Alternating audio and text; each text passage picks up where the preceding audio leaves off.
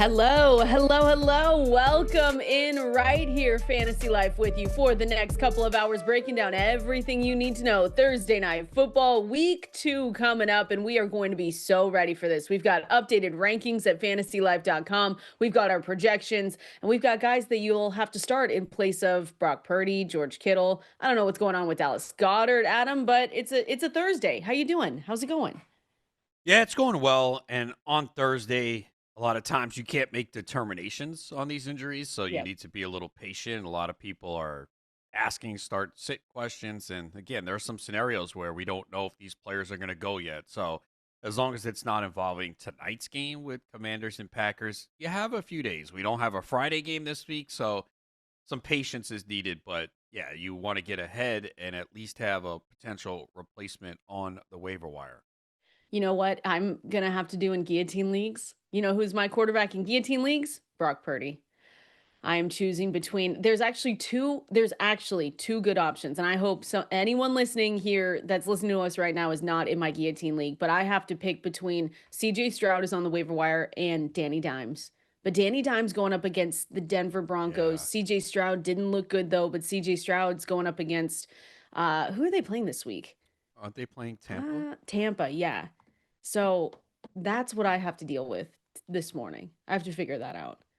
That is not a fun No, I think they're experiment there. projected for very, very close to the same amount of points for The, guillotine leagues this the week. problem is with Stroud is that offensive line. They've already reshuffled it and they have more I know, injuries, so I that's the know, but the problem for him. problem with Daniel Jones is going up against the Denver Broncos Yes. defense. Yeah, I know. It's the should I just go with all the guts and just say I'm going to go with Daniel Jones, and if I lose, I lose. He can at least give you some rushing yards. That's what you hope. Maybe a rushing touchdown. Again, you're the thing with guillotine leagues is you're not trying to win the week. You're just trying to survive and not be the Exactly. last place team. And then Exactly. if you survive, another quarterback will drop, hopefully a solid one, and then you pick that one up. I got Lamar last night though. I was pretty happy about How it. much did you pay? I didn't pay that much. I only paid like 280. That's a lot. I know, but I know it's Lamar, I but needed him really badly because that was one where I just did not want did not look at a quarterback. So I took JJ McCarthy late and it made me a little bit nervous. you're already worried about McCarthy? In guillotine leagues, yes. Why? I mean, I he had don't like a know. horrible three quarters and still finished with a I good know. day. You I just want panic. peace. I just want peace. That's all I want. I've got a really good Well, then team. I'm gonna make sure you don't get it on this I show. want peace. That's all I want. No, I know that. Don't worry. I tweet after, 8 p.m. and people are like, "Oh my gosh, you're still awake." And I say, who are you? Wait a second. I'm awake. I can do this, but there's a lot of things we have to go through today. Again, we're going to be taking as many, especially for Thursday night, start sit questions as we can today. I've seen some come through already on X over there at Valenzuela 17 at Adam Ronis, and we will try and help. But like Adam said, today's injury reports are going to be really important, and then tomorrow we can hopefully have more clarity on some of these players that were not practicing on Wednesday. But we know one player that's not going to play this weekend, Adam, and that is Brock Purdy. They said he was a long shot to play, and then I saw the update about an hour ago that he's probably going to be out 2 to 3 weeks. That's the timeline right now for Purdy. Do you see the same I thing? saw 2 to 5. That's Oh, what you two to said. five. Yeah, Yeah, no, yeah. that you're probably right. It was I was asleep. I'm gonna be totally honest, and then I woke up and saw it. But 2 to 5 weeks for Brock Purdy. And this is one that in the beginning of the week they said that he suffered an injury. It was shoulder, it was toe, and now it's definitely going to keep him sidelined for minimum. It looks like a few weeks, which is unfortunate. Yeah, because he was drafted anywhere as the 10th to 15th quarterback off the board, Mhm. depending on how optimistic you were on Purdy this year. And boy, the injuries again for San Francisco kicking in. It has So to be studied. I don't know what's going on over yeah, there. something is going on out there. And that means Mac Jones steps in. And I tried to get him in a super flex league and I lost out. So Oh, how that's much? where he has value How is in a much did super you flex. try and I pay for actually, him? it was $100 bid. I think I went 4 and he went for 5. I should have went Mm. higher because my second quarterback is Bryce Young. Uh-oh. So, Uh-oh. Bryce with Young Joe is gonna have Burrow. a With good Joe Burrow. So Joe Burrow's gonna be fine. Bryce Young I'm is gonna gonna need Burrow to carry the turn it bulk of that. around for us this The skill weekend. position players are really strong though, so we'll see. Yeah. But yeah, I think Mac Jones definitely in a super flex league you can add him, and You saw what he did last year for Brian Thomas. You wonder if he could do the same for Ricky Pearsall. Gosh, wouldn't that be amazing? Yes, it Eh, would. As someone who has a lot of as Pearsall, I someone would like that. yeah, I mean, yeah, we've seen flashes from Jones, so I think that there's a chance, like you said, that maybe he's able to come out and do well. Now, all that to say, I've seen people ask about just picking him up as a one for one for Brock Purdy in single quarterback leagues. There's better options. There There's should there's be. just there if you Yeah, if you have Michael Penix out there, you should be good to get Michael Penix. Honestly, if you have Daniel Jones, where do we have? Yeah, we don't have Mac ranked very high this week. no, he shouldn't be. I mean, I know it's the Saints, but it's all of a sudden he's coming in. Let's not forget too, no George Kittle, Jauan Jennings. We don't know if he's going to play, so it could just be. It's probably going to be a lot to McCaffrey. McCaffrey's going to have like 100 touches by week 3, Yep. or maybe Yep. by the end of this week. So that's you like that if you have him, but you don't because you're always worried about him holding up, and everyone is going down on that team, and McCaffrey's like the healthiest guy now. Which is But crazy. yeah, Tell us so that like 4 months ago, we would have been like, okay, whatever yeah, you tell me say. that in 2-3 weeks, and let's see if that is the case. Stop. No, He's gonna I'm be being fine. okay. Fine, yeah, he's gonna be fine, just like everyone else on that team. We're But gonna yeah, be it's a optimistic. tough situation now for San Francisco with all these injuries once again. So they are on the road against the Saints. Obviously, I think that opened up 6.5. It's down to three Oh and a wow. half. San Francisco is still favored, but the game Yeah. total's 40.5. If Jauan Jennings is good to go this week, I mean, how much are you looking around and saying, I probably have better options? Because he did miss out, right? They said, hey, he is actually, he went through all the tests. It looks like, escaped, what could have potentially been a bad injury. But at the same time, you might look around because I don't know. When I drafted him a couple times, it was later. And I just said, I'm going to take on the risk. I hope that this is more of a contract situation than it is a calf situation. So coming out of that game and being injured was like, okay, well now he's really hurt and that's unfortunate. So where do you have him this week? Is he startable even with Mac Jones in there? I'm gonna say right now, no. Obviously, we have to wait and see if he plays, but you probably want to go in a different direction this week because he's even if he does go, he's not 100%. New quarterback coming in. Again, it is a good matchup against the Saints. So they only gave up 20 to the Cardinals, but that Yeah. might be more on the Cardinals' offense at That's this it's a point. Kyler Murray thing. Yeah. We have him wide receiver. And again, the way that I do my rankings on here, you'll see that a couple of our rankers don't have him in yet because he still has that questionable tag on him. We don't know if he's good to go. But right now, I'm just putting my rankings in like he might play, that he is going to play. So he's consensus wide receiver 61. You have better options potentially this week. And he'll move up, if we get better news, but it's just tough. In a flex spot, you probably have a better guy to go to. Yeah, I think so as well. It's just too many question marks, and it's a tough risk this week. And we've got Mac Jones, QB Who? 28. Stop. So I one of didn't these hear days you. I'm no, one of these days I am Oh. going to do it though, and it's going to be really annoying because I will think you didn't hear me. I'll be nice and I'll say it again. But Jones, you're just horrible.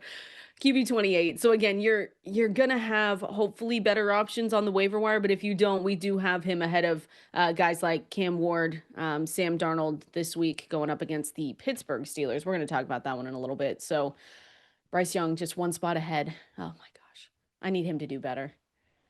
Yeah, that was a Yeah. terrible Yeah, it was opening awful. act for Bryce Young.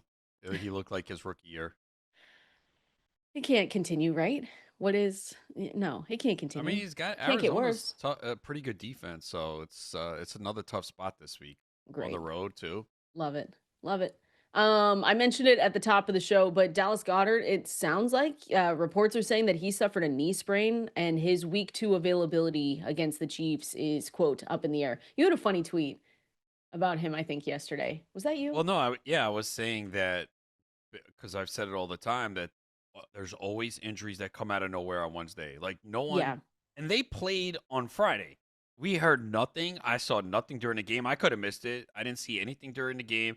There was no talk, and then all of a sudden, out of nowhere, on Wednesday, and this happens quite a bit. So you're never safe. You really just have to. You always are praying when that initial injury report comes out on Wednesday Yeah. that there's not a player on your team that all of a sudden is hurt and is going to miss time because that's what happened with Goddard. So uh, we'll see. They said it's not long term. He won't be out long, but we hear that. And then sometimes it's 2, 3, 4, 5 weeks. You just don't know. So I don't think a lot of people are counting on Goddard as their tight end one, but the problem is a lot of tight end injuries this week. So you could have Yes. had Goddard potentially as a backup to Kittle. Now you got two guys out. At least now, if your waivers ran Tuesday night and you were counting on Goddard to replace like Kittle or Bowers or someone, you're like, okay, I got Goddard. Now you got hit with the Mhm. double. So yeah, another tight end going down. Yeah, hopefully there's still good options out there, but I think most ran yesterday, and so hopefully all your waiver dreams came true. I didn't man, there was not much out there, Adam. I got There, Fannin in a couple, but that was yeah, really it. I got actually Fannin and Jauan Johnson in my home Oh, league because I had Kittle. So I was like, you know what? Let me just get both and hopefully one pans out. But yeah, they were pretty pricey in other leagues. What happened is because to me there was a lack of good running back options this week and not much at wide receiver, those tight ends got priced up a lot. Now, you could also argue and say, well, it's because Kittle got hurt, so the person with Kittle was aggressive, and maybe someone with Evan Engram who is dealing with a calf issue, which we still don't know his status, Brock Bowers. So you could say that, right? And then if your waivers ran last night, add Goddard to the mix. So now you have several tight ends that are banged up. That's what pushed up the price. But I think Jawan Johnson, too, 96% of the snaps playing at the oh slot. yeah. We He know he got looks paid in the offseason. It's so funny because 30 I know I million. took him in a best ball, but I was looking at Jawan Johnson this offseason. I'm like, why is he so low? And I was like, maybe I'm missing something. But I didn't counter by being aggressive on him and pushing him up. And but I was surprised. I mean, I know it's the Saints offense, but they gave him a pretty good contract. Oh yeah. Taysom Hill was hurt. Boston Moreau was hurt. And then, of course, we see one game, and now we all go and Now we're jump like, and pay for "Whoa." him. Yeah, Fannin, no. though, see, Fannin, we talked about Fannin, and we We've had we've Zach yeah. Jackson on. And the reason why I didn't draft him, I'm like, well, okay, let's see it first. And then now you see And it, now you and this see it is and the you're like, problem "Wait." because you got to Mhm. pay for him. So Mhm. I think, I guess it's a lesson learned just to take that in the deeper formats. I'm talking 20 rounds, take that second tight end that has more of a ceiling. Because here's the thing, what's the worst case scenario, right? We take Fannin around 18, 19, 20. Week one comes, he plays 15% of the snaps. He's not involved. Okay, we cut him and move on. Best case scenario, what happened this past week? Yep. He's a big piece of the offense. Now you have him at the back end of your roster. You don't have to spend any fab.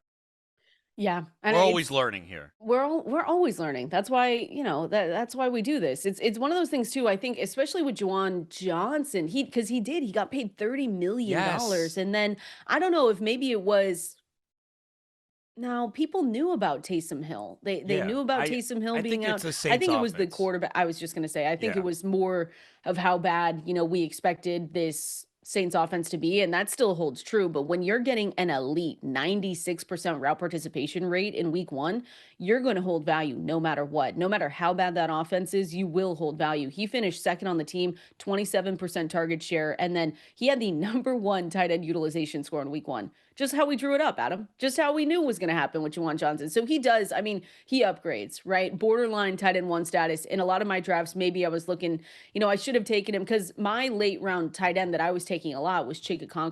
But Yeah. I should have been throwing in Juwan Johnson in the mix a little bit more, I think. But Fan and I did walk away in some of them. But those were like you said, those were the 20 round drafts in my home league in my college, the league that I do with my buddies. I picked him up off waivers because I knew he wasn't going to go. Talking Fannin or Jawan Fannin. Johnson. Yeah. Fannin. Yeah. Yeah, he was pretty pricey in all the leagues that I saw, and obviously those tight end premium leagues like the FFPC. Boy, he went for a Oh yeah. lot. He was drafted in some of those though. I saw. I think it was Jawan Johnson who was maybe more available, but yeah, we'll see. I mean, look, We'll see. Fannon's going to be interesting this week because some people are. You better hope he has a good game. If not, people are going to be like, "Oh, why'd I spend so much?" But I look, just I think he's there to stay. I mean, I think they he's there to stay, but I don't think people should expect 15, 16, 17, 18 PPR points. Like I yeah, still they think should it's going to expect be a 20. slow. You're right. Oh, get out of here. I No. still think it's going to be a slower burn. So I'm hoping that when people picked him up it wasn't a he did upgrade. I think he's borderline tight end 1 and I think he offers way more upside than any other tight end that we're talking about picking up off waivers. But again, I just want to reiterate that I do still think it'll be close to what we saw, like 13.6 fantasy points. Hopefully we start getting booms, but I'm not expecting crazy things to happen yet. The reason why I think I feel pretty good about it is they had 45 pass attempts last week. And that's going to be the case again this week against Baltimore, right? They're going to be playing from behind. Yeah. They're going to have to pass a lot. So, and we did see, Baltimore is more vulnerable against the pass. I don't think they're going to be able to run on Baltimore. So I think they're going to probably give up on the running game pretty early. Now, this was the alarming stat from last week. The Browns ran 71 plays. The Bengals ran 49. How did the Bengals win this game? I don't know. They really shouldn't have. They That's the had thing. 141 total yards, the Bengals, and they won on the road That's 17-16. crazy. I don't know. Yeah. I don't know. But yeah, look, this is that a lot of eyes will be on Fannin this week For because sure. look, it's not going to happen every week. We know that David Njoku was still out there for a lot of snaps, ran a lot of routes. You still have Jerry Jeudy and Cedric Tillman, so there's a lot of pieces here. Now, it brings up your point. They ran 71 plays last week. That's not going to happen every week. That's Yeah. something people don't look at enough is how many plays these teams run because you could have 71 one week, you could go to 55 the next week, and that really does change these stats because look at all these guys that came through for the Browns last week. I mean, Judy gave you 11.6 at a PPR. Dylan Sampson, 8 for 64 through the air, 29 yards on the ground. Fannin, 13.3 in a PPR. Tillman, 16.2. Njoku was the odd man out, 6.7. But it's not often you get 4 or 5 guys that give No. you double digits in PPR. Mhm. That's why we talked about it the same way with the Bills Ravens. Like that was just like this high scoring affair, and we were like, okay, we hope that it does continue, but let's figure it out. But again, just to finish with Fannin, he is operating as the tight end 2 there and getting basically a wide receiver 3 role, and that's what we like to see. That's the difference here. If he starts and continues to carve out that larger role, it's just going to continue being positive. But getting much of the wide receiver 3 role and combining that into one as the tight end 2 behind David Njoku, that's going to be big for him. Last one here, just wanted to hit that Drake London, Darnell Mooney did go through limited work Wednesday, which is really, really good news. That's why I said at the beginning, hey, if you're still looking for quarterbacks, maybe your waivers haven't run yet, and Michael Penix Jr. is out there, that's a really good sign for him. But it looks like they should, at least for London, might look like he's able to go. But Yeah, positive you news. would feel better about London at this point. The fact that he got injured in the game and was out there Wednesday, that bodes well. Mooney, yeah, We it's a don't know good yet. sign, Hmm. but he's missed basically all of training camp with his shoulder issue. So the other problem is that game is Monday night, right? Yeah. Perfect. Yes. That's because we No, can't it's have. not. I'm sorry, it's not. It's Sunday night. I knew it was a Okay. primetime game, Sunday night. So That's better than anything else, though. it is, but you don't want to get the dreaded game time decision. It doesn't feel like that's going to happen with London. The fact that he was already on the field is really good. Hmm. Mooney still not certain yet. Hopefully, we have that answer by Sunday morning so you can Yeah. make that decision. Be more cautious with Mooney for sure, but good news for both, and hoping that London is good to go for week 2. We're going to continue on here. Rankings risers and fallers. Again, fantasylife.com. That's where you can go. All of our rankings are updated every single day, but week 2 is loaded and ready to go for you guys. So make sure you head over there. Use that code SXM20. Gets you 20% off any tier 1 or tier 2 subscription. We got to talk about Justin Herbert climbing up the ranks, a couple guys that fell going into week 2 as well. We're going to give you those names coming up next. Oh, we sure do have everything you need to dominate your leagues. Win again, hopefully, in week 2. If not, get your first win of the season. Kendall Valenzuela, Adam Ronis right here with you. See questions coming in over there on X at KValenzuela17, at Adam Ronis. We'll be sure to start checking those out as well. And just appreciate everyone hanging out with us on this Thursday. Rankings, risers, and fallers. And this might answer some questions that are coming through. But again, fantasylife.com, our rankings are updated and will continue to be updated throughout the week. We've got Thursday Night Football tonight, so we'll start breaking that one down.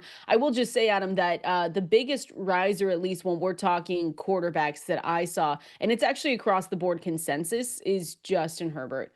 He's actually number 6. QB6 in our week 2 rankings. The Los Angeles Chargers are going up against the Las Vegas Raiders this week. And Herbert, I mean, against the Chiefs, he looked really good. 20 completed 25 of 34 passes, 318 yards, 3 touchdowns. Didn't run as much as I thought they would. He added 36 yards on 4 scrambles, and it was one of those things where he was able to give you 27.9 points and was the QB5 in week 1. So I think the rise is justified, especially going up against the Raiders. But yeah, consensus QB6 on the board. And Ian's the only one that has him ranked just a little bit worse, and that's just QB7. That's how close it is. Yeah, you're feeling good if you took Herbert. I would think most people took him as a QB too, and maybe you paired him with a Bo Nix. Now you're feeling Yeah. better about Herbert at this point, and I think anyone who has watched him knows how talented he is. The biggest problem has been that we thought this would be a run-heavy team. Now it did start to change last year. They did start to go a little bit more pass-heavy in the second half, uh, but still, if you look at the totality of the season, that wasn't a lot of pass attempts for Herbert last year, just 504. And Hmm. even we in the past we saw him attempt 699 and 672, and that's when he had his big seasons. His 38 touchdown season, he had 672 pass attempts. So I don't think we're getting to that level, but you love to see what they were doing in week 1 against the Chiefs. But I do think that was probably part of the game plan. It's tougher to run on the Chiefs, and you saw they had a difficult time. But maybe they start to realize, hey, we have a really good quarterback. Let's put the ball in his hands. And, adding Keenan Allen certainly helps. Yep. They have familiarity with each other. Quentin Johnston looked good, actually caught the football. You got Lad McConkey. So there are pieces here. So it is something to keep an eye on. But we usually see every year a quarterback in that range where Herbert was going jump in to the QB1 territory for the year. And it's starting to feel like that is Herbert. Yeah. And he can run a little bit too. He had 7 carries for 32 yards, and they did mention that they were gonna, design more runs for him. Yeah, and that's again, that's the one thing that you want. You said it. There's always someone in that range that does usually pop up and say, "All right, we're going to give him more work." And we've seen it before from Herbert. Like you said, last season, I think it was right after their bye week, we started talking about the shift in their offense, and so to see it this week especially, and this matchup going up against, again, they're taking on the Las Vegas Raiders. So when you look at the Chargers receivers too, they played really well. I mean, you said McConkey, you had Keenan Allen. I had to bid on Quentin Johnston this week because of potential injuries to my receivers, Adam. It wasn't pretty. Drake London was one of my guys, George Kittle in the same league because we can't have nice things. So I'm sure that won't come back to bite me at all. That won't burn me. But when we look at this matchup too, the Raiders gave up the 6th most fantasy points to receivers in week 1, and that was facing a not incredible Patriots wide receiver room. I mean, Stephon Diggs was kind of barely out there. So I think we What's not wrong with only Boutte? that's he's good. Okay. I said that, he's Okay, good. just making Did sure. you bid any money on him? I did, Spend? and I Okay. came up short because I usually Oh. don't pay a lot for Boutte. Should we go to break? Should we cut his You knew you were mic? setting me We're up there. done. Cut his mic.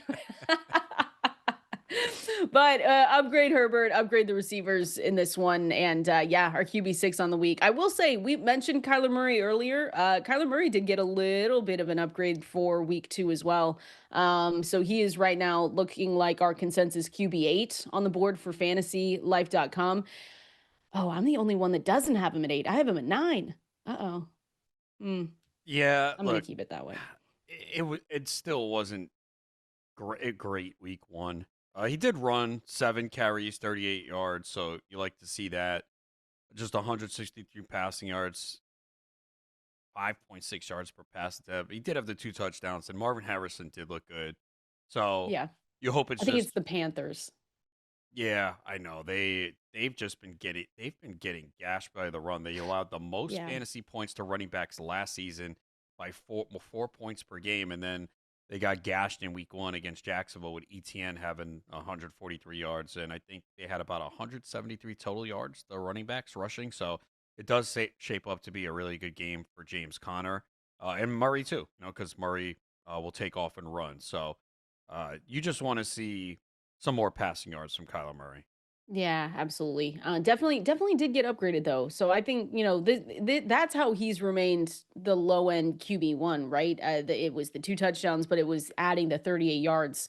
On I think he had one designed rush and then 4 scrambles, and that for us in fantasy that goes a long way. So Arizona, last time I checked, 6.5 point favorites against the Panthers. Yeah. I don't know if that's moved, but yeah, I mean they're just bad. It's a bad team. It's bad defense. We're hoping that Bryce Young shows some signs of anything, but it might not be that. Speaking of Travis Etienne, another probably I think actually the biggest riser across the board at fantasylife.com. He is someone that obviously we have to take into account what he did against the Carolina Panthers, and he looked straight up explosive. He looked so good in week 1, 157 total yards, led the team in snaps, 62%, rushing attempts, 57%.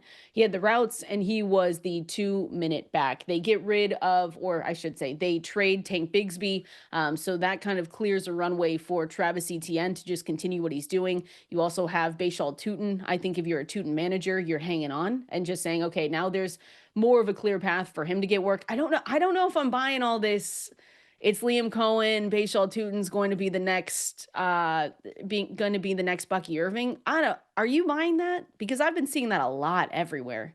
Look, I would have him on my bench, but to me, ETN would have to fall off and perform like he did last year. Which we've And seen. We have seen yeah, that. I do think he was not 100% last year, but looked good in week 1. And for now, it's him. And you're right. He is a big upgrade. There were probably people who had him on the bench last week because I know I did in one league. I didn't start him. I don't. I probably had like better running backs, but he's in my lineup this week without a question.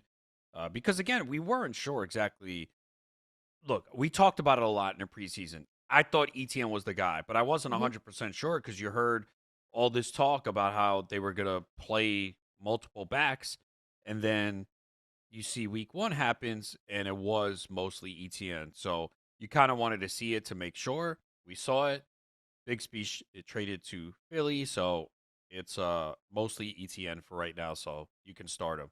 The clear top option. Again, for now, maybe things change, but it was always something in the off season where we were just like, "Hey, take who you can, like take pieces." I ended up towards the end because you were saying that, "Hey, you liked Travis Etienne a little bit more than I did," so I made sure to get some shares of him. But it's starting off again week 1, so it's an overreaction. But it is starting off saying, "Ugh, I might not have gotten enough shares of Travis Etienne," but we'll see how it goes. So one more here that I want to go through is a faller that I know a lot of people are probably going to have start say questions on, especially because it's Matthew Golden. So he fell out of our top 48 receivers for week 2 in fantasy football, and it just everything didn't look good from a utilization standpoint. He had a 53% route participation, 22 utilization score against the Lions, which is not good. The utilization score is something that I always like to pay attention to. Again, fantasylife.com is where you can go and check it out. And he wasn't targeted either, Adam. That's the other part with Matthew Golden. You think, okay, Jaden Reed's a little bit banged up. They spent a pretty penny to get Matthew Golden on this team, but he had 15% targets per route run. It's just it all wasn't there. I know that he was dealing with the minor ankle injury heading into the game. Maybe he plays a larger role in this one going up revenge game going up there. But it's just I don't know. It's making me a little bit nervous. Well, yeah, you should be because that was a guy that was really moving up draft boards, and because also the injuries to the receiving core, and then Jaden Reed plays and scores a touchdown. Yeah. So the other hand to look at is Jordan Love only completed 16 passes, right? So, and 22 pass attempts. Whenever your quarterback is doing that, you're just not going to have big days, and especially if the ball's spread around. That's the other problem is that this is the same Green Bay offense we saw last year. So your quarterback completes 16 passes and has 22 pass attempts, and 10 players had at least one reception. Simple math. No one's going to eat when you do that. And the guy with the most receptions was Jaden Reed with 3. Mm-hmm. So, yeah, this is back to what we saw last year with Green Bay, which is a problem for everyone in that offense. Yeah, it's not good. Give us revenge. Go into this game and say, you know what, I want to play well. But again, better options. Let's see a game, options. and you might get it tonight, where Love throws 35 passes, 35 to 40. That'll give us a better idea of how it plays out. But they were in firm control of that game, and they just didn't need to do much offensively. So those games happen, and when they do, this is what you get. They ran 47 plays. Yeah. 47 plays. They had the ball for 24 minutes and 35 seconds. So they barely had the ball. They didn't run a lot of plays. They didn't attempt a lot of passes. So you just hope if you have Golden, Reed, Kraft, that this is not going to happen every week. Because if it does, it's going to be a major problem. It's just like last year where you just didn't feel good starting any of those receivers any week. I mean, who's highest in the rankings? It's probably Dobbs or Reed, right? Let me look. I don't probably. I would think, and they're not even that high. It's yeah, and they're not you're even talking wide receiver 4s at this It's point. Jaden Reed, and then it's Matthew Golden, and then it's Romeo Dobbs. And to be honest, they're all kind of close. Yeah. See, it's tough. It really is tough to start any of them right now with the way this offense is operating. Like, yeah, they're all wide receiver 4 range. Wide receiver 4, wide receiver 5. Yeah. It's not good. Again, that game is tonight. So hopefully you have better options. I think wouldn't that's start the only any thing. of them. Hopefully it's That's week what I'm 2. saying. I know there's injuries, but you really shouldn't be starting any of these receivers right now. Again, he's my wide receiver 47. So you should have better options out there that you are able to start ahead of these guys, whether it's just that they have better roles or that it just looks like they're going to have better matchups this week. But that's something that, I mean, Keenan Allen's ahead of him, guys that you could have maybe picked up off the waiver wire. Quentin Johnston, I have him ahead of him as well. So better options for sure. We're going to continue going through the rankings, risers and fallers, but as always, fantasylife.com, that's where you guys can go and check all of them out. I want to continue on talking about which bad offenses should we actually be worried about. Teams in week 1 that we did overreact to. We said, ooh, hopefully this is just week 1 and we want things to change, but are they going to change in week 2? We're going to talk through the Giants, the Texans, the Denver Broncos. We're going to look through it coming up next. This is your song choice? No, it's not. They're really messing with me now. This was not my song choice at all. I think it is. It's okay. You can say that you like Taylor Swift. No, what are we doing here? Talk about trolling at the They mixed up our highest music level. choices. That's a good song, though. Maybe it's because it's the remix. Maybe? That's for you. See, you always get what you want on this show. Even when they tease and say, here we go. Never happens. Producers in the break go, we got to congratulate Adam. I said, wait, why? For what? Making a booty joke? Yeah, it was a good one. It was a good joke. I'll give you that. Was probably the joke of the week for sure.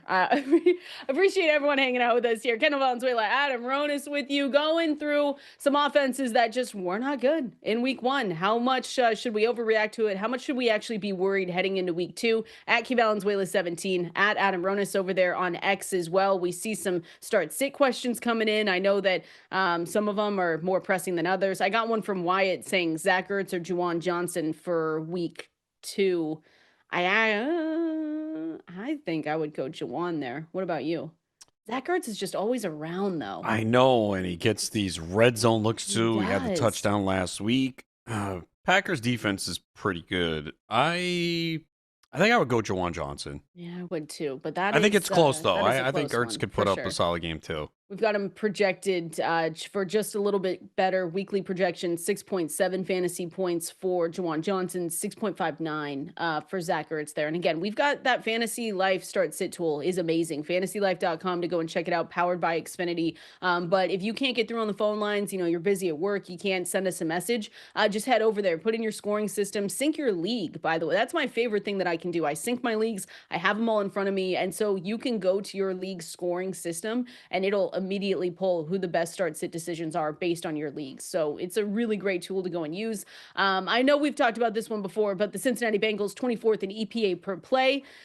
We should not be worried, right? We're gonna be a-okay with the Cincinnati Bengals, but man, that was a weird. I couldn't believe that they won that game. They probably, and you replay that game 9 times out of 10, maybe it turns out differently. But hey, they got their week 1 win. Joe Burrow was pressured on 42.9% of his dropbacks, which was the 4th highest in week 1. And they had, Ian pointed this out, they had 7 net yards of offense in the second half. I'll say it again, 7 net yards of offense in the second half. We have to expect better from this team going into week 2. Yeah, I don't know how they won this game. They ran 49 plays, which was tied for the third fewest in week 1. That's not what we expect from the Bengals. Their offensive line didn't look good, but Burrow has been able to overcome a shaky offensive line throughout his career. So, yeah, I'm going to just chalk this up to they tend to struggle against Cleveland, especially in Cleveland. They tend to struggle early in the year, despite them playing in the preseason, hoping that would cure their woes, and it did not. But, yes, I would expect them to bounce back, especially this week where they are at home against Jacksonville, where it is one of the higher point totals of the week at 48.5. So let's get some offense in that game. Let's see a shootout. Please, can we please? I did. Let me see where I moved him. I did move T. Higgins a little bit though, down the ranks. Because last week Down. I had both inside the top 12. I had Jamar Chase, T. Higgins inside the top 12, but I did move him. And I could change it as the week progresses, but I've got him right now wide receiver 14. I could That see sounds maybe about right. Yeah. moving to 12, but that's just a little movement there. Nothing crazy, but last week was what my wide receiver 12, now starting at 14 until I start looking through those matchups a little bit more. But we can't expect hopefully good things from the Cincinnati Bengals. Minnesota Vikings here, 25th in EPA per play. Ooh, it was a rough start for the JJ McCarthy experience for everyone. Thor and Eistrom, we were sending our thoughts to you because we know how much Thor loves JJ McCarthy. But when we look at it, they began to kind of get into this groove when they were down the stretch. They finished 15th in second half EPA per play. And again, it's second half. We probably expected JJ McCarthy. It was his first actual start in an NFL game. So we kind of knew that there's going to be bumps along the road. But I still do believe that as we go on here, and maybe even coming into this week, I'm not panicking at all, but maybe O'Connell puts a little bit more on McCarthy's plate. Maybe week 2, maybe not, I guess, but it is one of those things where I think as the year progresses, obviously we're going to see better from them. Minnesota Vikings are at home against the Falcons this weekend. Yeah, I think he'll get more opportunity. They really did take it easy with him and not give him much of an opportunity to pass. Only 20 pass attempts for McCarthy, completing 13 passes. So it took some time, but the fact that he led them to 21 points in the fourth quarter on the road after as bad as he played, I think that's a good sign. He obviously has guys that he can lean on with Justin Jefferson, TJ Hawkinson. They'll get Yeah. Jordan Addison back for game 4. So, yeah, I think it should get better. I thought that was a good sign that as poorly as he played, that he was able to rebound and help them get a win. You want to talk Giants? What is there to say? They need 26th Andrew in Thomas EP. back. Oh man, 26th in EPA per play. Andrew Thomas with his foot injury, it did not help. And Russell, to be honest, and listen, love Russ, love what he brought to Seattle. But Russell Wilson did not look good. He just didn't. They're going back to him week 2. They've already came out and said, Brian Dable said that he is the starting quarterback week 2. But it did not go probably how they planned it. And so I saw Malik Nabers came out and said that he has to be better on the sideline. He was trying to fire his guys up, but you can tell that frustration was building. And so It's just not good. The stat that I loved was they've now failed to score an offensive touchdown in 3 consecutive season openers. Isn't that amazing?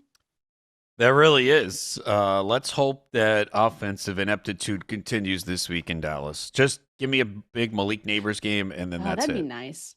Yeah, we need a big Malik Nabers game, to be honest. I think that would cure everything that we have been talking about with them. I've Yeah, got look, as bad as it was last week, he still had it for for a team that didn't score a touchdown and only had 6 points to get out of there with 5 for 71. You'll take it. Obviously, you want more. He had 12 targets, so obviously there were 7 off target there, but everyone else pretty much had a awful game in this offense, yeah. unless you had Wandell Robinson in a PPR. But I can't imagine many people started him week 1. He was drafted, double-digit rounds. He had 11 and a half, but that was it. So, considering last week, the elite wide receivers that really didn't come through, I think you'll take 12.1 in a PPR from Malik Nabers in a I bad think you week. will. Yeah, you're going to be happy with it, as all the Jamar Chase managers, Nico Collins Nico, yeah. managers are just yelling at their Even Brian radios right Thomas. I know now. Brian Thomas had the rushing touchdown, Oh my but that was gosh. pretty bad. So bad. I've got one question here. And again, we know that Thursday night football tonight going up for the Washington Commanders. You got the Green Bay Packers in this one. So, going to try and get to as many of those questions. I got one from John here. Would you flex Deebo tonight or Igbuka this weekend? Oh, Deebo come on. Samuel was an You're ex. going to I will. really ask me that Hey, question? but No, I'm just Deebo kidding. Samuel, it was a No, he really looked good good. fit in that Cliff Kingsbury offense. So I kind of understand. You promised the people, our people, 3 touchdowns from Emeka I did Egbuka not this weekend. promise that. Now that's being taken out of context. I saw that tweet. We can roll the clip later. But no, I would play Egbuka. Again, I like Deebo. I like the way he looked. It is a short week, though, in Green Bay. A pretty good defense. Again, I think Deebo's a solid start, but if you're asking me to pick him or Egbuka, I'm going Egbuka. Yeah, you're asking the wrong guy. If it's anything with Egbuka, Okay, 9 who do times you out of have 10, higher?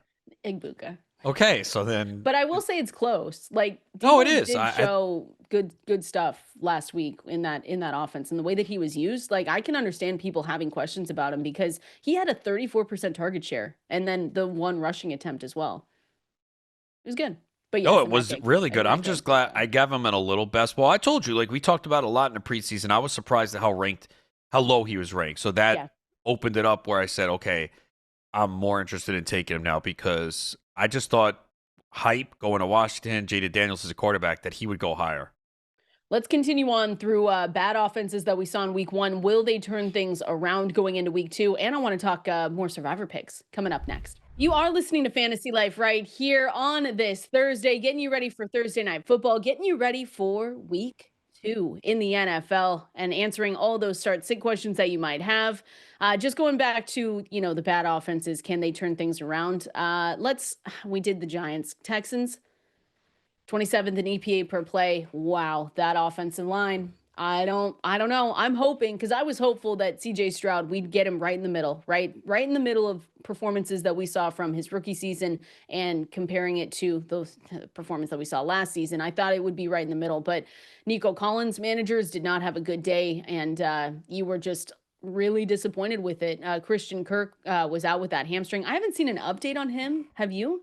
On Kirk, Yeah, I guess I is haven't he's not seen going to anything. play. Yeah, I haven't seen anything either, but it sounded like it was going to be at least 2 weeks. So I wasn't counting on him playing.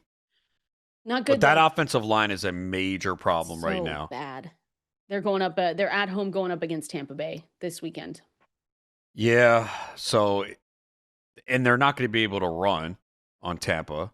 And Nope. they don't have a running game to begin with. And that's the other problem. So you're leaning heavily on CJ Stroud behind a suspect offensive line that is gone a makeshift and also has several injuries already and putting guys in different spots that they don't belong. So, yeah, I think you're all worried here. You just need them to get the ball to Nico Collins. That's really the main guy in Yep. this offense. I know there's Jaden Higgins and all, but really for fantasy, we're counting on Nico Collins. So that's really what you want to see. I don't think people are invested heavily in this backfield and counting on those players to help their fantasy team. So you really need to see them get the ball in the hands of Nico Collins. But they got the Bucks and Jacksonville the next 2 weeks, so let's see how that goes. But I'd be worried Yeah. for sure. Yeah, let's hope they snap out of it a little bit. Nick Chubb, the lead back, 13 carries, 1 target, 28 snaps, and then you had Wale, 2 carries, 2 targets on 15 snaps. Woody Marks was involved in there. Damian Pierce a little bit. Chubb ran the ball, pretty well actually, 4.6 yards per carry, but obviously a non-factor still in the passing game. So you hope that things turn around at least for Nico Collins managers, aka me, because that was brutal. What we saw there. Panthers. You want to say anything good about the Panthers?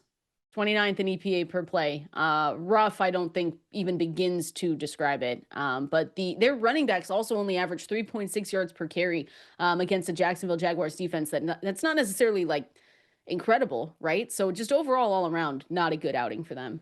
No, and they're going up against Arizona this week, which looks like it has a solid defense. So panic is going to set in if you had Bryce Young as a super flex quarterback or you QB2. I saw a lot of people who had him as a backup, drop him this weekend. Oh, really? I mean, the last couple days, they're I already don't giving know. up. But yeah, McMillan did look good. That was the positive. Yeah, I mean, people don't want to hear it. You just need better quarterback play. The targets were there. And I know it doesn't feel good when you don't get the fantasy points, but 27% target share. And again, just could have had a bigger day. So that's what you look at with the Panthers. We're going to continue on. We're taking your phone calls, taking your questions in the water cooler, news and notes to know coming up next.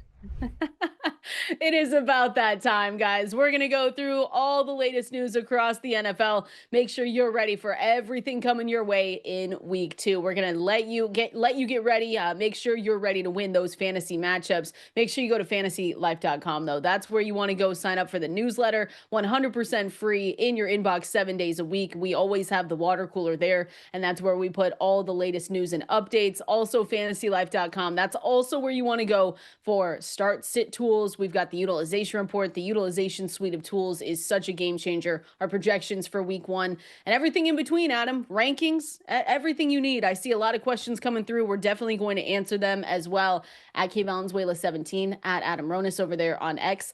And the phone number 888-963-2682, or press that new call-in button with the Sirius XM app on the Sirius XM app. So appreciate everyone that is on hold. We absolutely see you. We're going to try and get to you here. It's a good day. It's a good day. You're making jokes. People saying joke of the year, by the way. Wow. Yeah, look, I definitely Good have joke. a lot of Don't. Kayshon Boutte jokes. I had put Okay. on All right. yeah, I know you Stop. love that. Stop. I put on X yesterday who got some booty last night and got a lot of responses. Oh, I did see that tweet. That was a good tweet. I'll say that was a good tweet. There we go. All right. We again appreciate. Some people got the joke, some people took it Oh, literally. oh. Like, yeah, I spent 40. I'm like, okay, cool. That's That I would've don't been need to me. know those I mean, details, but $45. No, I'm kidding. We've got the best listeners. That's all I have to say. And I am biased. But again, we're going to go through all of the news and notes that you might have missed here. The first one actually just coming across the timeline is that Chris Godwin is expected to practice. It looks like per Ian Rappaport, Chris Godwin expected to practice today for the first time. He'll be limited, part of his return to play process, but a very good sign. Again, Chris Godwin is recovering from the second surgery. Yep, second surgery to fix, they said, hardware in his ankle. And they did say that the procedure probably sped up his return. Team is hopeful. Again, this is per Ian Rappaport for a week 5 debut, though week 6 is also possible. But good news nonetheless, because Chris Godwin, I mean, we expected him when they didn't put him on PUP. They didn't put him on PUP because guys that go on PUP not only miss the first 4 games of the season, but they can't practice. And that's the difference here with Chris Godwin. They wanted to make sure that he was getting ramped up, ready to go. And so this is good news for a veteran receiver coming back. yeah, and just keep in mind, like you said, you're still not going to have him for a few weeks. They're hoping week 5. It could be week 6. He's got to get into football conditioning. You have to make sure that he's healthy too, and that there is no setback. So definitely good news because we did see Godwin drafted round 10, round 11.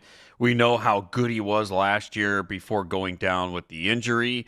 So it would just be another piece for the offense to help Baker Mayfield. So because Mayfield Absolutely. wasn't great last week, yet he had 3 touchdown Mm, passes. yeah, and another 3 for Igbuka this weekend, right?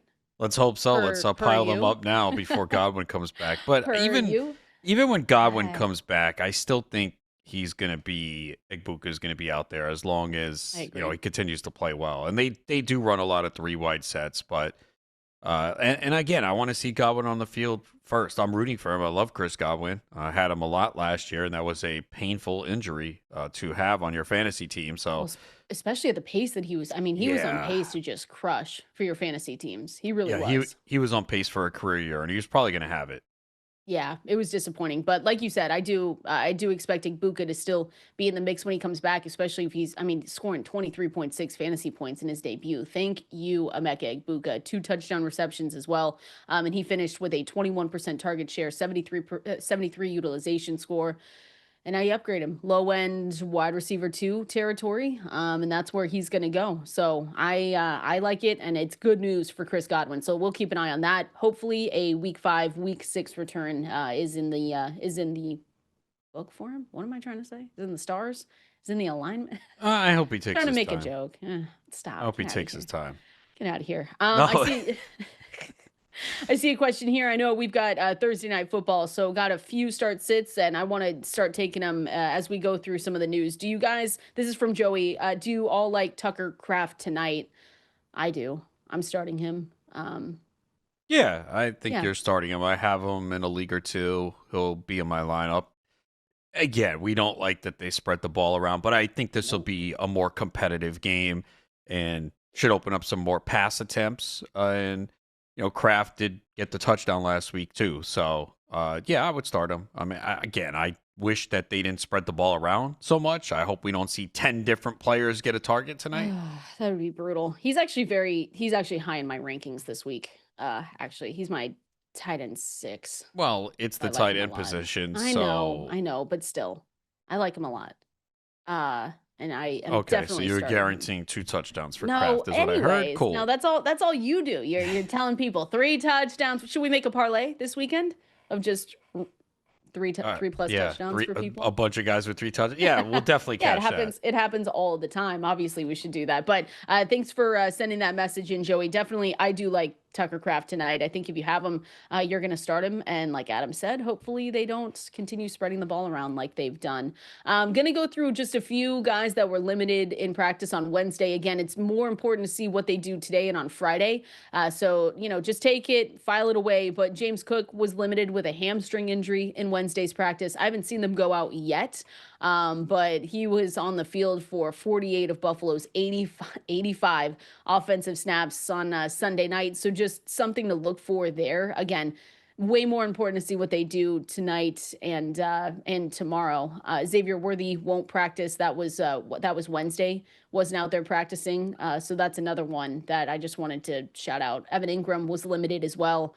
That's one that worries me just a little bit with Evan Engram and the calf, but For maybe sure. he's gonna Yeah. go. Anytime it's a calf injury, you have to be concerned. So we really haven't heard much on him. Obviously the limited practice, but I think if you were counting on Evan Ingram, please have a backup plan just Yeah. in case because there is a chance he's out. They play, what time do they play at? They play in the later slate of games on Sunday. So Yeah, again, at the Indy. at That's yeah, an Indy game at 4:05 in Indianapolis. Must be a TV thing. 105 Pacific. Yeah. Yeah, I That's don't. I there's only 3 games at 4, that's why. I guess all the Yeah, AFC teams are 1 o'clock game. Yeah, I guess that's why. So we have, they had to put 1 and 4 and they said, "All right, let's do Colts Denver." but it's odd because we've got Eagles Chiefs at 125 Pacific. Why It's is a that good game. odd? It's a good That's a game. yeah, it's in Yeah, it's the a great game. 4:25 Eastern. That's Yeah, I the know. prime time game. That's the game of the week in that window. I know. In that window for sure. You don't want to say it's Panthers Cardinals? Are you sure? I would say no. I mean, there are some fantasy interests there, but I think if you're choosing one game, you're Um, probably going Eagles Chiefs. Just a mm, hunch. I could be I wrong. guess. I guess. Could be wrong, but we're gonna find out here. I already mentioned Malik Nabers he said he has to be more conscious of his sideline demeanor. I kind of liked it. I mean, you know that they're pissed off. You know that they just want to do better. And it's just, I feel bad, but it is just Russell Wilson. They did commit to him again for week 2. Obviously, you're not in a position where you're starting Russell Wilson, but Malik Nabers, you just have to hope that he just continues to get peppered with targets and that you're able to walk away. It's proven he's a proven producer that you just don't have to worry about. 33% target share in week 1, which is really, really good for Neighbors. You're Yeah, starting. you know you're It's, going to you get know the that. volume. You just need a little bit more efficiency, better passes. But we all know Russell Wilson is not going to be the quarterback much longer. Ugh, yeah.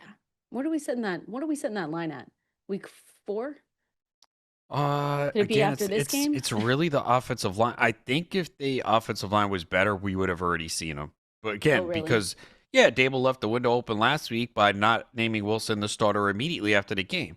So I think they said, "Hey, Brian, we don't have Andrew Thomas. We don't know if he's Who's going to play. Ryan? The offensive line's bad. We got some tough opponents. Maybe we should wait a little bit before we put him Fair in." But enough. it is going to happen. We will see Jackson Dart as the starter very soon. Got one here from Austin over on X again at K Valenzuela 17 at Adam Ronis. Is Jaden Daniels a no-brainer start, or would you consider Fields versus Buffalo this week? I think I Jaden don't Dan. think I'm ever benching Jaden Yeah, I was gonna Daniels. say I think Jaden Daniels is a no-brainer start. So Although they have he Daniels and Fields. Like I know. So Fields Fields, was going kind of later though, he so I was don't well. It hate depends him. though. Like I was pretty aggressive on him. Like I had him ranked in the top 10. So, Yeah, but that was us. but I no, I think did some see. people. No, I was in other drafts where there were people who were aggressive on Fields. The other GST league, Fields I think went round 7. And I No, got I him in think I ours in think the double digit rounds. And then I was in a super flex league draft or one that I saw that he went pretty early. So I think it depends on who you were drafting with. But you are right. As we got closer to the season, it was probably because people watched the preseason and saw some of yeah. the practice highlights of Fields throwing the ball like you, where you just couldn't Hey, find the target. whoa! What are the strays coming from? I will Are you say a good quarterback? I could be if you gave it Are some you? Can time. you throw an accurate Yeah, why pass not? Heck yeah. You don't know consistently? me. Yeah, you don't know me. My ego says that I could be a good Okay, but you quarterback. can't. Anyway, so you have the accuracy of Justin Fields in the preseason and those clips that we saw he Did I was run missing. like Justin Fields though? Is that what you're saying? No, I didn't say that. You definitely That's what don't. I heard. Everyone else heard it too. So I think that's what dropped the price on Fields in certain situations. But this is why, though, you don't want to take that elite quarterback with someone that's on the borderline because now you're going to talk yourself in. Well, you see what Fields did last week, Hmm. and you're going to talk yourself into, yeah, maybe I'll play Fields over Jaden Daniels. And you don't want that. Just you take Jaden Daniels, you take a lesser backup, and you just play Jaden Daniels every week.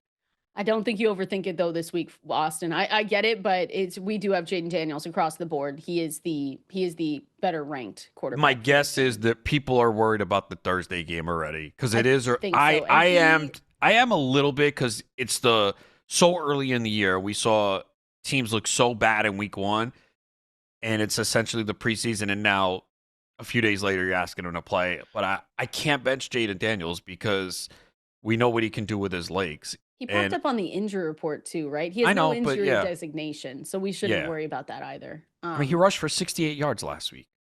I'm not benching Jaden He could have Daniels. had a bigger day too if he hit Terry McLaurin. That might have been a Hmm. long touchdown. Then he'd have 300 passing yards, 2 passing touchdowns, and 68 rushing.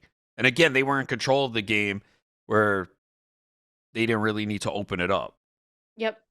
So again, fantasylife.com, that's where all our rankings are as well. So if you don't have time to call in right now, if you don't have time to send us a message, just head over there. Also with our start sit tool, very, very useful information over there. Liam Cohen said that Travis Hunter is likely to play more defensive snaps going up against the Bengals. I saw immediate questions after this one. So let me see what our projections are for him. But does that move him down for you? Are you looking at your rankings a little bit differently and your expectations for him? What do you think here? No, because again, we don't know how much more. Is it a handful of snaps? So they were designing plays to get the ball in his hands, but Trevor Lawrence was pretty bad. Oh my So God. Talk about we someone that really need to need to see get him. better. He has to because Maybe he's uh, just bad. it's possible, and a lot of people believe that going into the year, and they could be They right. were But trying to tell us. we really need him to be better for Brian Thomas, Yeah. especially, and for Travis Hunter as well. But I He's think he's my wide receiver 38 on the week. 38. Mm-hmm. Wow, I think I'd have him higher than And that. he's 38. actually, I mean, we're pretty close. I could see myself moving him up, but we're pretty close. Ian Hartitz has him at 36. Dwayne McFarland has him at 35. Matthew Friedman has him at 38. Okay. I mean, You're like, it's I the don't hate him that Bengals, man. They much. got they got I destroyed know. last That's why week I'm by the thinking I need Browns. to move him a little bit. Yeah, Um, yeah, there's doubt, I guess, with Trevor Lawrence. I there's understand a that. little bit, just a little bit. You'd have him ahead of Roma Dunze, I think so, yeah. That's another Olave, offense that's spreading it around. Olave going up against the Niners. Yeah, There's I'd some have weird. Hunter It's a higher. weird. It's a weird week with the range of players in Usually this. that range, though, those guys are so close, and then Yeah. but you have to designate a number, and sometimes like 26 is really not that far from Mhm. 38. Yeah, so that's where I have him. You're right. I could see myself. I update these every day. So when I sit back down tonight, I could see myself moving him up. But for right now, wide receiver 38. Just taking a quick look at it. Let's continue on here. I want to go through some of the phone calls, Adam. I know you said maybe you didn't want to take phone calls. No, I'm just kidding. He would never say that. He always wants to take your phone calls. 888-963-2682 or press that new call-in button on the Sirius XM app. Let's head out to the phone lines. Let's go to and start with Vernon in Scottsdale. Vernon, what do you got for us? Morning, Kendall. Adam, thanks for taking my call. So, Kendall, you're an ASU graduate. That's so exciting. My Yes. daughter is a senior head captain at the Saguaro cheerleading, and Oh, we're looking nice. at ASU for cheerleading. So, pretty That's awesome. awesome. That's But awesome. no, quick question I had, just a starter sit. Half PPR, Superflex, 10 team. Do you all like Drake London, Ricky Pearsall, Deebo, or Roma Dunze, pick two? Mm. And then do you start Kenneth Walker or Dylan Sampson? Oh, those are good Wow, it has come to questions. this with your Wow. Kenneth Walker. Can you believe It's that? sad. It's sad though, and it's a good question. Can you believe that? It's just that's how far we've fallen. Let's start with the pick two. So Drake London, Ricky Pearsall, Deebo Samuel, Roma Dunze. I feel like it's the first two. I feel like if London's good to go, you're starting London and Pearsall in this one. Yeah, I mean, I know Deebo goes tonight. That's probably why he's asking, Hmm. but I guess I would still wait. It sounds like London's going to play. The fact that he was on the practice field yesterday is a really good sign. I don't think they would put him out there if there was any risk. So, yeah, I would. You got London. You saw how many targets he got. I Was it know. 15? Um, it wasn't the best statistical line for a guy who was targeted that much, but I think it's a good sign. And then, yeah, then I'd go Pearsall. Yeah, I would. I would as well. Even though I get it, the Mac Jones stuff is probably that I've seen a lot of Ricky Pearsall questions this week. I get it. It's not Mac a it's Jones got the ball to Brian Thomas Jr. last year, and I'm that's sure Brian true. That's Thomas might be like, kind of wish Mac Jones was my quarterback now. stop. Get out of here. If you were picking between Deebo Samuel, Ricky Pearsall, would that be close for you or Yes, not very necessarily? close. So Yeah, Debo's got a good that's the one matchup that I'm going tonight. between. Yeah. Yeah, Green Oof. Bay struggle against the slot, so yeah, it I is know. close. It is. I'm still going to go with Ricky, but it even in our projections, it is really, really close. 10.87 fantasy points for Ricky Pearsall, 11.3 over there for Deebo Samuel. The second question from Vernon, I can't believe it's happening, but Kenneth Walker, Dylan Sampson, I see no update yet. I know that Quinshon Judkins is supposed to be practicing today. He's not going to play though, even if like how's Even he if he going to plays, play? I just How many don't know snaps can how he much play? exactly. So where are you going with this one? I think I would still go Kenneth Walker. Close though, or no? Let me Yeah, see it's where I have him. close. Yeah. Look, I know it's Pittsburgh. The Jets ran on them. Mm-hmm. The issue, though, I don't know if you I'm believe going. in this. Do you believe in the whole West Coast team going to the East Coast playing that early game? Because that's what we have with Seattle. If we're talking about the Mariners, then yeah, but I don't know. I just couldn't believe that the Seahawks didn't win that game. I was pretty disappointed in that, and so I'm going with Walker. I have him ranked higher than Samson this week. So, but here's the thing though, Adam, we understand the question. It wasn't a No, good it split. It was horrible. It's horrible for both actually. If you have Charbonnet, you didn't necessarily love it either because of just how they were utilizing both guys. You thought, okay, maybe someone's going to be able to step up and hopefully it's Kenneth Walker, but Charbonnet handled 59% of the snaps and Kenneth Walker handled 41% of the snaps. It just wasn't a good split. I think you upgrade Charbonnet to an RB3, you downgrade though Kenneth Walker to an RB3, and both aren't the best starts. it's not good for either player, and there might be some people out there that drafted both. Probably not, because Charbonnet's price started to rise. At least in the leagues I played in, I saw him go in the 7th, 8th round. So that was probably more people fading Kenneth Walker, thinking that either they were buying into the split or just they were worried about Walker's foot injury, would be my interpretation of that. Yeah, if you have Walker, you're holding your breath this week and you're hoping that he gets more involved, and it was really the foot injury that limited him week 1. That's what you hope. That's what you hope. Appreciate you calling in, Vernon. And yeah, tell your daughter, forks up. We need more Sun Devils here. So appreciate you calling in. Let's go out to, if we still have Karen in Arizona, let's go out to Karen. What do you got for us? Good morning, Kendall and Adam. How are you guys? Good. Good. How How are are you you? doing? I am okay, but I'm in a bad way in my big money league. I Uh-oh. wound up with both Kittle and Purdy.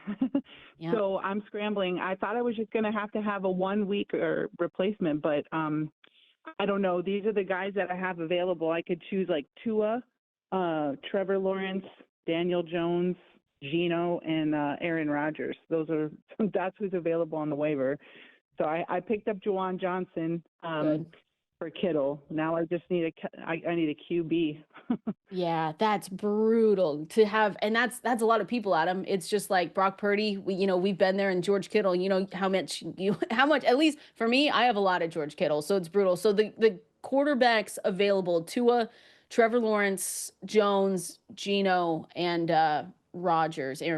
There was that Mac Jones. Yeah, No, Daniel Jones. Daniel Jones. Yeah, I think I'd have to look at the Colts schedule, but I think Jones may be long term. But for this week, I would go Lawrence. I know that's scary, but it's the Bengals, and again, they got shredded by the Browns passing game. So you just hope Lawrence can be more on target. Maybe the weather delay also was a factor. We saw a few weather He delays. wasn't bad before the. I mean, he was still. He not missed. great, I but- was watching. I went back and looked. He missed so many open receivers. I was pretty bad. Before, after, or the whole time? The whole time. I was Yeah. pretty discouraged by that. But again, it is week 1. Who do the Colts have going for it? So Because the again, Colts have the Broncos this weekend. That's Yeah, the one that's tough part. bad. If it wasn't the Broncos, we'd probably be telling everyone to pick up Daniel Jones then for the long term. Titans, Then the Titans, the Rams, the Raiders, Get Cardinals. us So insane. some good, some bad. But for this week, I would go Lawrence. That's scary. I don't It know. is It's scary, but because they all- but they they're all going are up against the scary, though. Bengals. I know. I'm looking through our rankings. Do have Lawrence ranked the highest out of Yeah. all those guys, and it's actually not particularly close. It's the matchup. It's the Bengals. It's the I mean, matchup. The next best is Daniel. Actually, it's Geno Smith, and then Daniel Jones, and then Aaron Rodgers. I'm not even going to bring up Tua. Yeah. You don't I mean, wanna he go could there. have a good game because it is New England. They are at home, but I am not going in that direction. Yeah, let's try for Trevor Lawrence, Karen, and good luck. We know a lot of people are in that similar situation, so hopefully he's good. What's their next?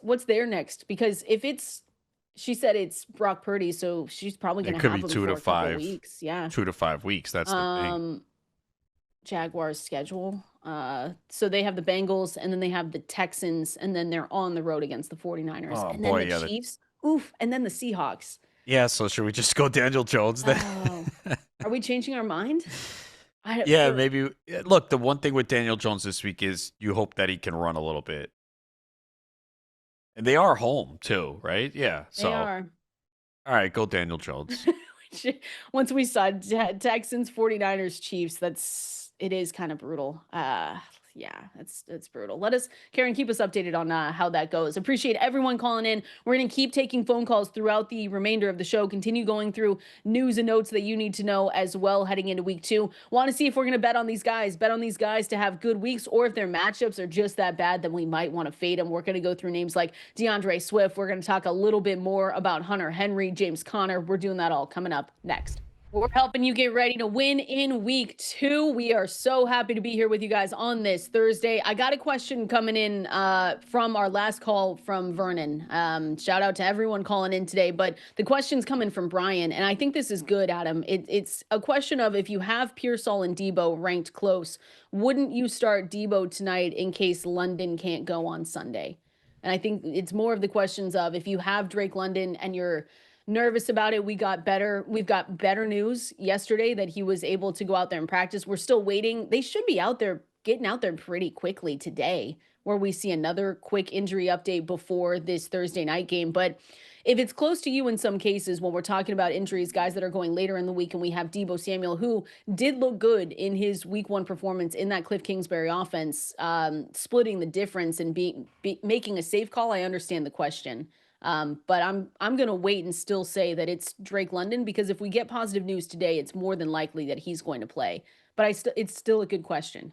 Yeah, but he also had Romo Dunze to fall back on anyway, right? So Yeah. he still has another option, and he's behind those guys, but not too far behind. So It's not bad. I think you made the Deebo. good point, though, that we will have another practice report on Drake today. So Drake London. So if he puts in a full practice today, or he's out there, I think that's a good sign that he plays Sunday. Yeah, but I get it. I mean, the Thursday nights, Deebo did look good. I moved him up the ranks, and so it's understandable if you have, someone on the edge. But again, we should get a positive Drake London update. Hopefully today. They should be out there pretty quickly after our show-ins, if anything else. And so just keep an eye on that, and we'll make sure to at least tweet about it, make sure everyone knows about it. But appreciate that question coming in, Brian, at Valenzuela 17, at Adam Ronis over there on X. If you've got questions, we'll continue hitting the phone lines as well. I wanted to go through bet on them. Are we betting on them to have a good week 2, or do we think that their matchups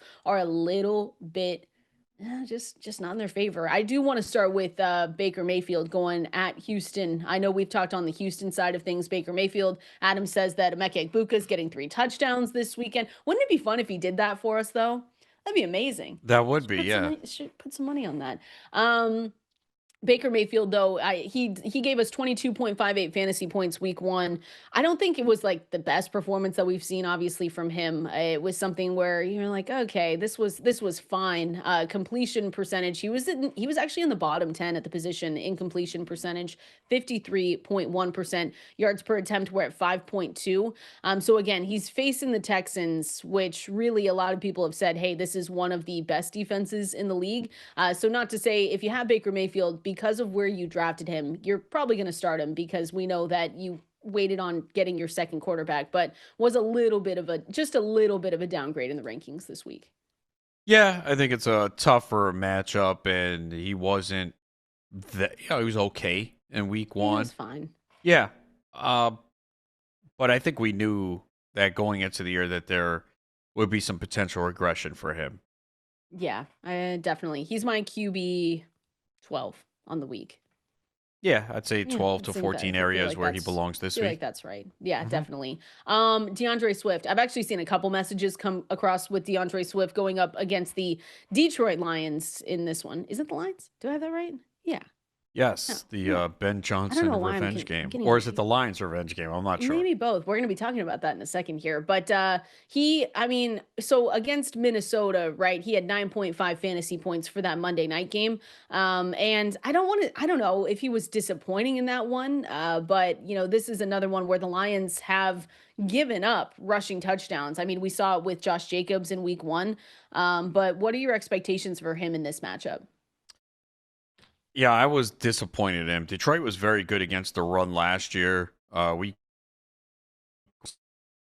19 carries to get there, so it's a pretty tough matchup. With Swift, it's all volume. Let's also see if Roschon Johnson plays, and does that mean he gets more involved? But yeah, with Swift, he's a volume play at this point, but it was not a it was not a great game for him last week. No, it wasn't. You just hope that it's not an easy one this week either, though. That's the other part. So yeah, DeAndre Swift. And let me see where I have him in the rankings, but I have seen a ton of questions on him, and he was going later in drafts, where maybe depending on where you got him, you do have a better option. But Swift, I think this week, nah, you probably don't. Consensus RB 22 on the week. You're still playing him. I mean, he had 20 touches last week. So, I mean, Exactly. they only went for 65 yards, no touchdowns. Okay. So that's the problem.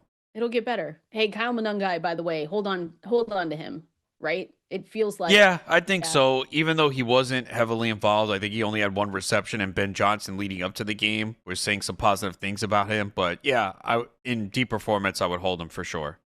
Going over to another matchup highlight that I just wanted to put out there. Of course, it's against the Dolphins, so we have to talk about it because the Dolphins looked oh so bad. But I will say Hunter Henry is one of my favorite, matchups this week as well. We saw Tyler Warren come through with that breakout game in week 1 against the Dolphins. He had 9 targets, 14.9 fantasy points, which was so great to see. And for me, Henry, he was also the guy that had the team leading 8 targets and finished second with 66 receiving yards last week. He offers tight end 1 upside this week going up against the Dolphins. I do like this one. I know that we can talk about Drake May in this spot, but if we're talking about matchup highlights, I definitely moved him up for week 2. Yeah, I think Miami is a defense we will be picking on Yeah, it for sounds like quite a it. bit. And like you mentioned, they allowed Warren to have a big day.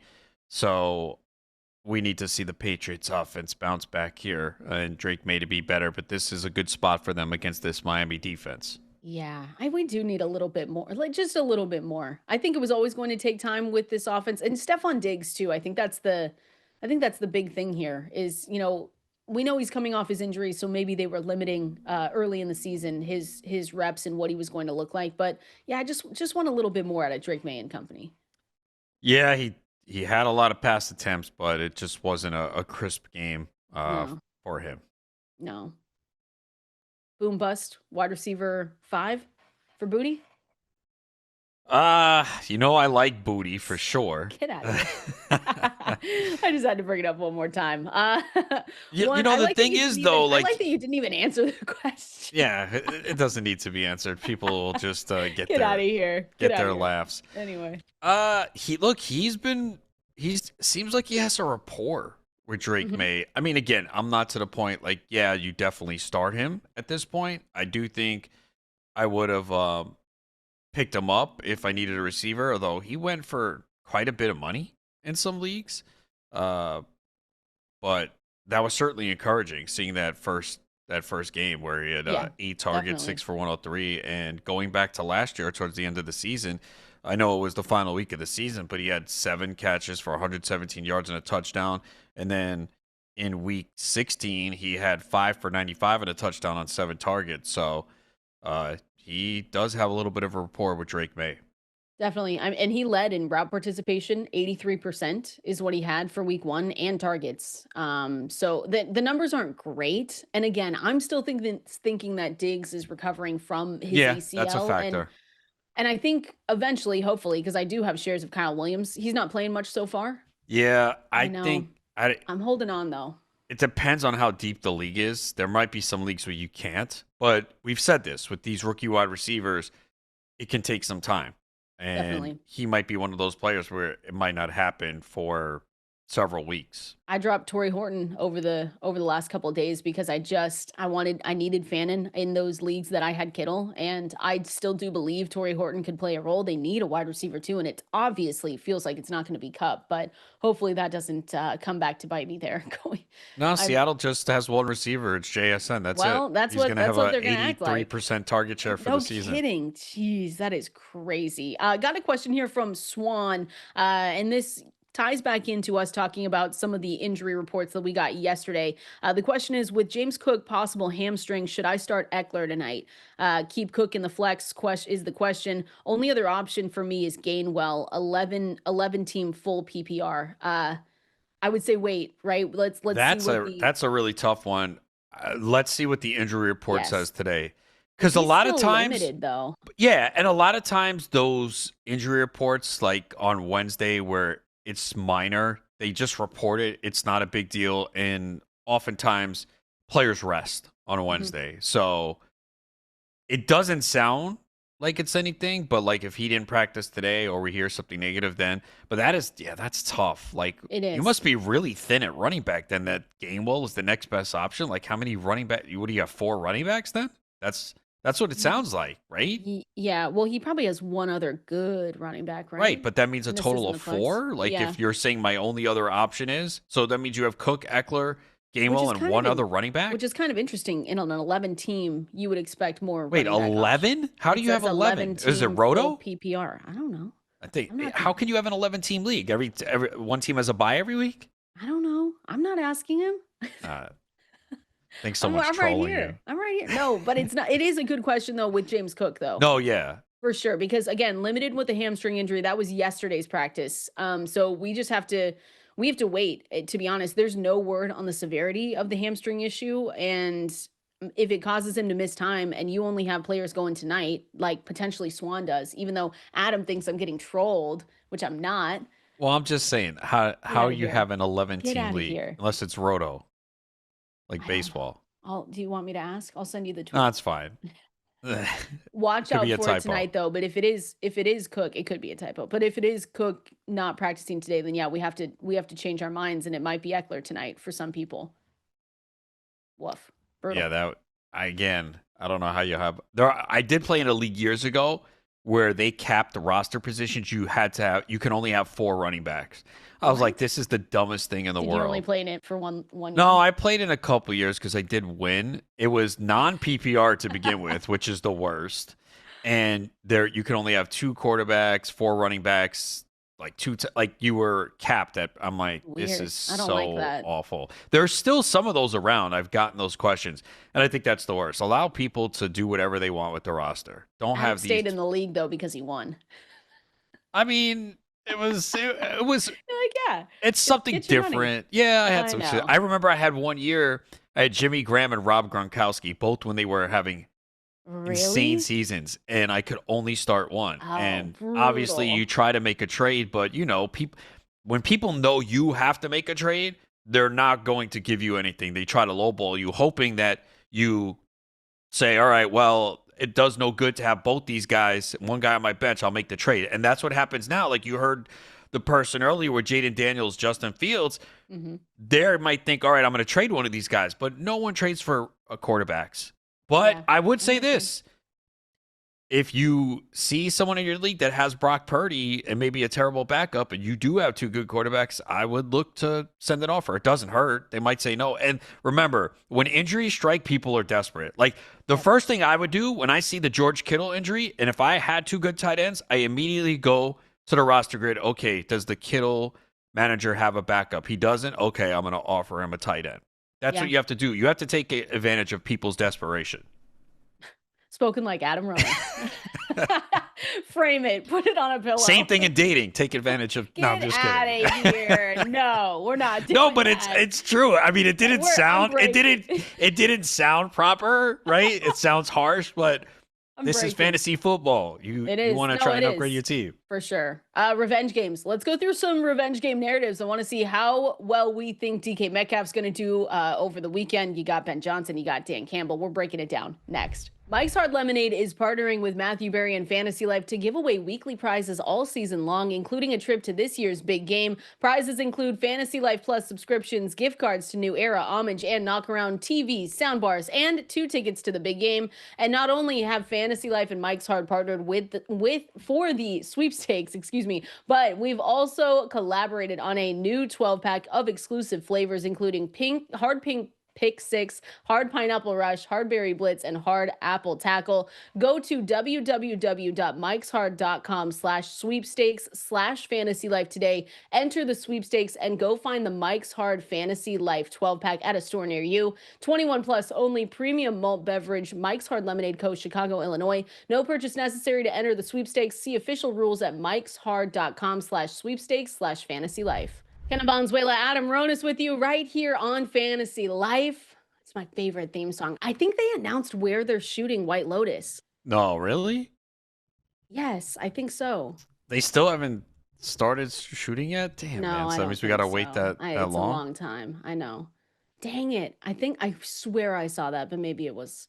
Oh, Is it France? France. Okay. France? I think it's France. That's what I'm That'll seeing. be a good one. Oh, I'm so excited. Love that show. Anyway, revenge games. Speaking of getting revenge, like on White Lotus. Hey, look at what we're DK Metcalf. Your expectations, DK Metcalf. It was a revenge game the week before when we're talking about Aaron Rodgers. He did pretty well. And now it's a revenge game for DK Metcalf and my Seattle Seahawks. I'm a little bit nervous about that one.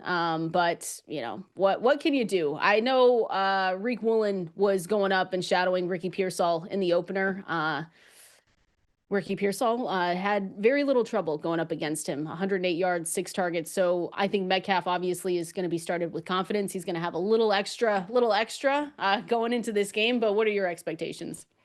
Yeah, wide receiver 2 range where he's going to be at most weeks. Had a decent game last week against the Jets. So, yeah, he'll definitely be fired up for this one. So, yeah, I mean, this is what you're expecting most weeks from him in the wide receiver 2 range. 4 for 83 on 7 targets last week. So, you just want to see some touchdowns from him. What do you think in the Ben Johnson, Dan Campbell Bowl? In general, who do you think comes out on top in that one? The Lions. Okay. They have to bounce back. I know it was really ugly week 1, but again, I think a lot of teams week 1 just come out flat. They're not ready to play. They didn't do much in the preseason. So we see this every year. A team looks awful in week 1. Everyone says they stink, and they come out in week 2 and they win. So I do think the Lions will bounce back. They're at home. And yeah, I think both sides are going to be fired up for this one. I mean, if you're the Lions, you look in the other side and you go, "Hey, that guy left us, man. You know, let's take it to him." Yeah, I picked the Lions in this one as well. Just straight up, obviously not in any of the Survivor Bowls that we're in, but it should be a good game nonetheless. Want to continue talking through revenge games and go through our Thursday night preview. Guys to start, guys to sit. We're going to break it down coming up next. You are hanging out with us right here. Got the best listeners, and I am biased, but you guys are. Appreciate all the messages coming through. We're going to make sure to get through as many as we can throughout the day as well, even after the show. I saw one come through here from Wayne. Deebo or McLaurin full point PPR for tonight. Again, Thursday night football tonight. Should be a great game, Adam. But if you're going Deebo McLaurin, is it close for you? It is close. Yeah. Tough to sit McLaurin, though. I know, because everyone's looking at last week and they see Deebo with the better numbers, and McLaurin also, remember, coming back after missing a lot of camp due to the contract. Again, McLaurin had a deep pass where he was open, and he was missed by Daniels. If he catches that, we're looking at a much bigger day. But I think I'd still go McLaurin, but it is close. It's tough. It is a tough one to look at. It's actually different across our fantasy life rankers too. Some have Deebo ahead of Terry McLaurin, and others don't. And so I'm still going with Terry, but definitely a close call there. So appreciate you, Wayne, messaging us. Whoa, calling, texting, messaging, whatever it is. Sending in your questions here. Anything else? What else are you looking at for tonight's game? I know we saw and got Jaden Daniels questions most of the time, unless you have one of the other elite guys. You're going to be starting Jaden Daniels in this one. Josh Jacobs seems like a great start as well. Terry McLaurin, Deebo Samuel. What are your expectations, Tucker Kraft? What are your expectations in this game? Yeah, I expect it to be a really good competitive game.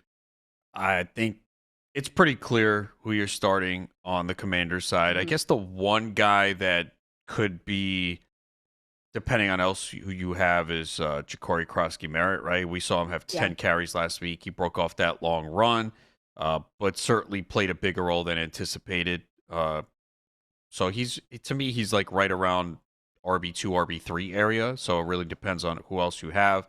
I think you're starting Deebo in most instances. I mean, he was drafted, though, sometimes as a wide receiver 4, wide receiver 5. So in shallow formats, you might have a tough decision. Mm-hmm. And then on Green Bay, it's Jacobs, Love. It's hard to trust any of the receivers outside of Tucker Kraft at tight end. I don't see how you could start any of the Packers receivers right now. They're banged up. It's a short week. Yeah, like you could tell me Jaden Reed and Golden are off the injury report, but Reed, especially with that foot, it was very impressive what he did last week. Golden, again, just the competition for targets, what we see right now with them spreading the ball around. So, and they have a couple offensive linemen that are game time decisions on Green Bay too. So, Yep. yeah, I would just Jacobs, Kraft, Love are the most comfortable on Green Bay. I don't see how you could have any confidence starting their receivers right now. Which is, again, disappointing. I know I've got a good amount of Matthew Golden, but hopefully in the range that you were taking him, you have better options. But it was bad all around. 53% route participation, 22 utilization score is just not where you want to be. I know it's week 1, so hopefully they get him going. But when he was on the field, it was the other part, Adam, where he wasn't really targeted. You had 15% targets per route run. So it's one of those things where borderline wide receiver 4 in my rankings going into this weekend. And if you can, he probably shouldn't be in your starting lineups. That's the other part. Woof. Yeah, I think you're going to need patience. That was probably not anticipated for those that drafted him in round 7, round 8. You were hoping to have an immediate impact, especially with Jaden Reed dealing with that foot issue, but he gutted his way through it, played last week. Absolutely. I will say this too. Listen to the Commanders broadcast on Sirius 81, XM 226. The Packers broadcast you can hear on Sirius 83, XM 225, and the national broadcast on NFL Radio Channel 88. You can also catch all the action on the Sirius XM app. So make sure you remember that. Should be a great game though, Adam. We are so back. Who are you taking? You got anyone straight up? Who's scoring 3 touchdowns? I don't have a strong feel on the side. I would probably take the points, 3.5 with Washington if I was. Total's 48.5, which is high, right? For a Thursday night game. I was kind of surprised. After these teams played on Sunday. I think it's because of how the offenses looked last week. But I lean towards the under. But again, I'm not playing. I don't have a strong feel on the side or totals. And I'll be looking at props the rest of the day. I'm sure I'm going to have something. I think Deebo could be in there for a prop. Jordan Love's rushing yards, maybe. Okay. And I need Josh Jacobs to have a good day, by the way. I mean, there's a good chance he scores a touchdown. What is it, 9 straight games?